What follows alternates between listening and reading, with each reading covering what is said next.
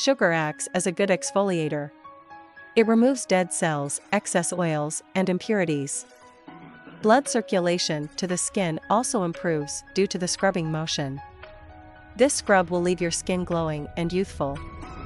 Sugar is one of the best natural beauty ingredients to exfoliate your skin. Sugar scrubs are mild and help remove dead skin.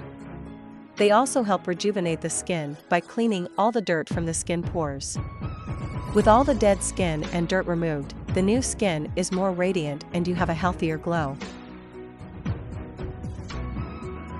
You will need mix 2 tablespoons of honey and 2 tablespoons of sugar. Mix the ingredients and your sugar scrub is ready.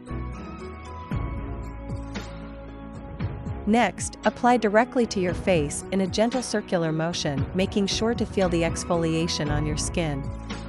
Once you've covered your face, remove the scrub with lukewarm water. You should do this once every 4 to 5 days. Sugar scrubs are touted as creating soft, smooth skin, but these are much too harsh for facial skin. Stick with using sugar scrubs only on the body, and consider alternatives that are safer for your face. The goal of a facial scrub is to gently exfoliate your skin, not irritate it.